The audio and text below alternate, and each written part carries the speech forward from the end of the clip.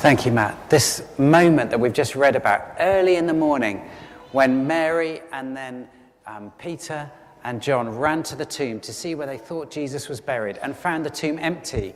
This is the point at which the whole story of the Bible and indeed the whole story of the world changed. And we're going to be thinking a bit about what that story means, but I'm going to need some helpers. I've got a little game to play. So if anyone would like to help me, I'm going to need at least 4 people. You can come to the front and have a sit here. I've got a little guessing game. So take a seat down here, guys. Okay, can you move up a little bit that way? Okay, anyone else want to be involved in my guessing game? Brilliant. So we're going to start with, what I've got is I have got some things here in little pots, and I want you to guess what they are. Guess what they are. Isaac, would you like to come and do the first one? Would you like to come? Come on then. You come up here with me. Okay. So there's something in this pot, Isaac. You come and stand here. I would like you to close your eyes. Come up another step just so you don't fall down. Well done. I'd like you to close your eyes, and then you can smell it and you can feel it, but you can't look at it. And I want you to guess what it is. Can you do that? Okay. So close your eyes. Feel it. Smell it. Okay, do you want to have a guess what you think it is? What do you think that is? Mud. Say it again. I think it's mud. It's mud. You are right. Round of applause. Isaac, take a bow. You can take a little bow. Well done, Isaac. You can go and sit back down again. You are the star of the show because I have bought, fresh made from my garden, some mud or soil. And soil, if you think about it, is not something most of us want to get that close to. And especially, it's not something we would want to be buried into, is it? Being buried in soil, being lowered into the ground, is the last thing that we do with someone in their life when they've died. And that is where our story starts, because Jesus had died and he'd been put into the ground, in a cave in fact, and he had been lowered into the soil. And that is a place from which no one ever comes back. I don't know if any of you have, maybe this year you have lost people who are close to you, or maybe even some pets, and you feel the crushing sadness of losing someone. It is so, so sad. And it seems like nothing can ever be the same again. It seems like the end. This is where the Easter story starts, because that's where Jesus was. He was in the ground. He'd been buried. He was dead. And I know, just from the people I know in this church, there are lots of people here today who are going through the most awful times. And all of us will at some time. There are things happening in my life at the moment that are very sad. But the Easter story starts there. God understands when we feel really sad. He understands when things seem to lose hope, when maybe our hopes, our dreams, our ambitions, our relationships seem dead and buried. But the power of the Easter story is that it doesn't end there.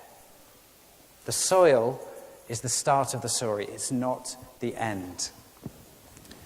So that brings me to my second guessing game. Who would like to help me with this one? Would you like to come up? And you tell everyone your name?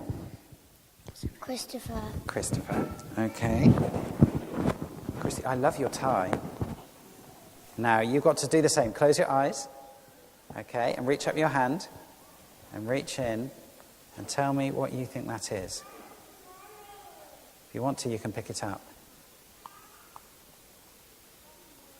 Okay, what do you think it is? It is a rock. Take a bow. Round of applause. Well done. So you can go and sit down. So as Christopher has told us, my second item is a rock or a stone. Now, there was a stone in the story. Can anyone remember? Where was the stone in the story? Anyone? No? Yes? Another Christopher? The stone was rolled over. You are exactly right. The stone was rolled over Jesus' tomb. It was a bit bigger than this one. It was probably about as big as tall as me and round. And it was rolled over the door to the cave. And the stone had been rolled over on Friday when Jesus died. And it was there all Friday and all Saturday. But then what happened on Sunday morning when Mary ran to the tomb? Can you remember? Yeah, and where was the stone? It had been rolled away. As she approached the grave, she saw that this enormous stone that blocked the entrance to the tomb had been rolled away. And so she went expecting to find Jesus buried in the tomb and to anoint his body. But in those days, people used to sometimes steal what was put in a tomb, including the valuables that were buried with people. So she was really worried. When she saw the stone had been rolled away, she thought, oh no, they've taken Jesus and they've probably stolen everything that was with him, which, as it happened, was only the clothes that he was buried in. But that stone being rolled away was the first sign that something had changed. And so the stone that looked, what's inside a stone? More stone. There's not much in a stone, is there? But let me get another object here, okay? Who's going to come and guess what this one is? Okay, I'm going to go. Okay. And so your name is? Jasper. I know, Jasper. Yeah. Okay, Jasper, you've got to do the same. Close your eyes. Okay.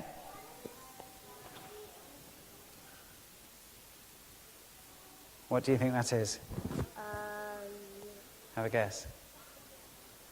I'm not sure. Tell you what. Easter egg. It is exactly. You got it right. It's an egg. Brilliant. Another round of applause. 3 out of 3.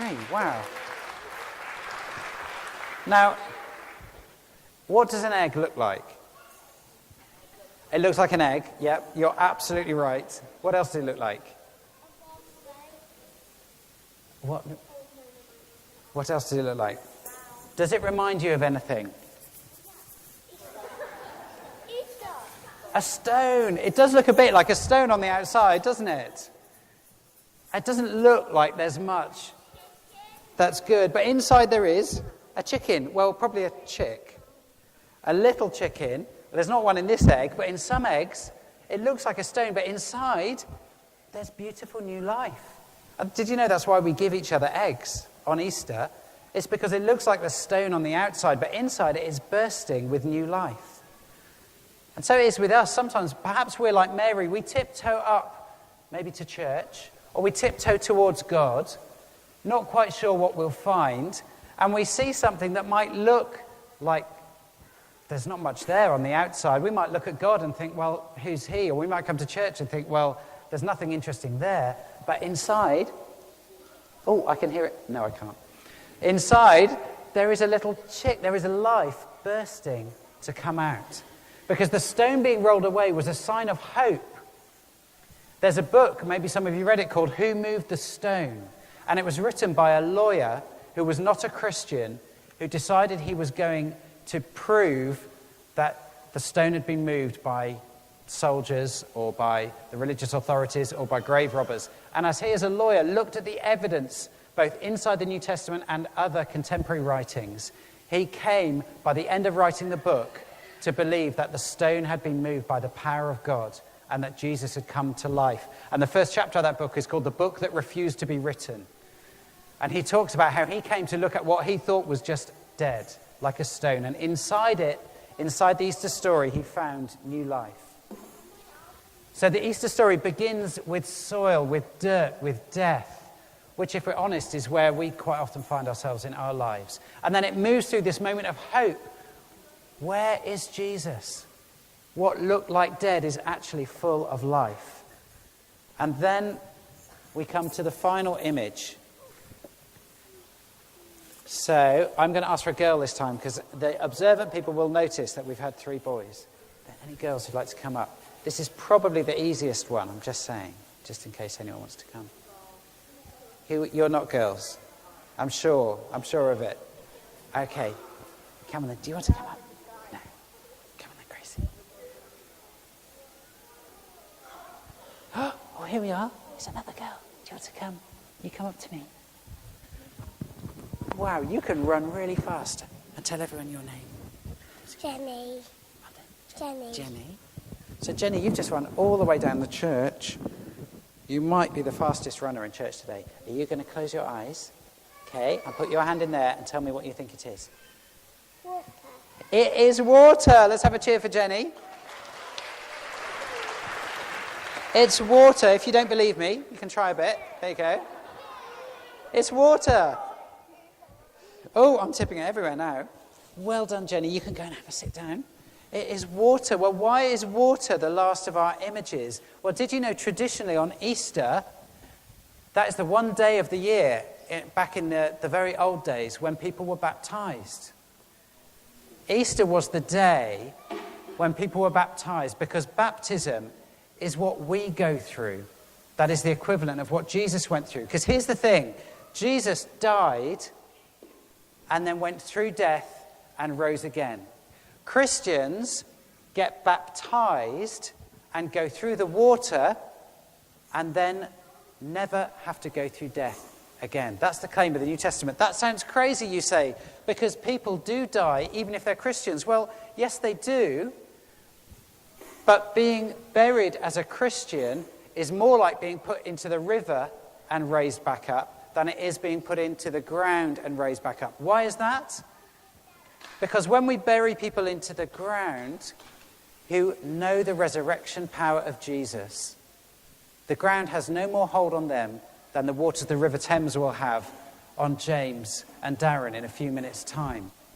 I have stood in this graveyard this year and buried friends of mine and lowered their bodies into the ground. And in the words of the funeral service, we trust in the sure and certain hope of the resurrection of the dead in the name of Jesus Christ.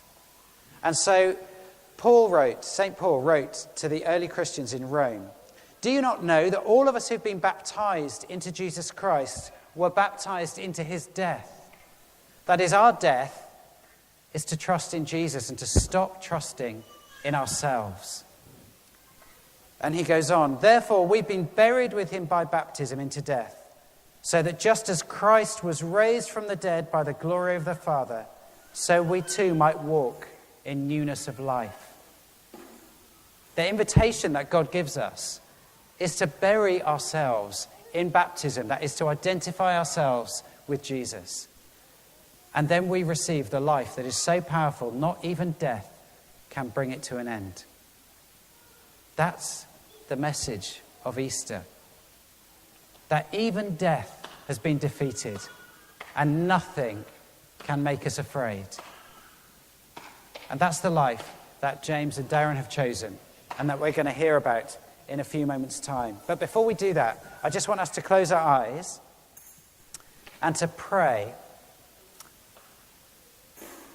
I want us to imagine that we are walking up to that tomb on the first Easter day, and that we are expecting to find death, but the stone is rolled away.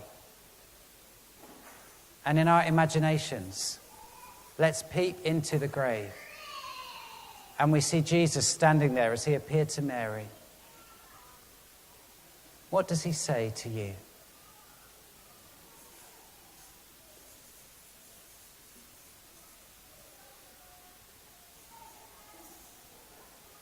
This is not just an imaginary game. Jesus is present here by his Spirit, and he is speaking to each one of us. And I pray that each one of us will hear his voice today, and that we will turn to him and seek the life that comes from what looks like death. Amen.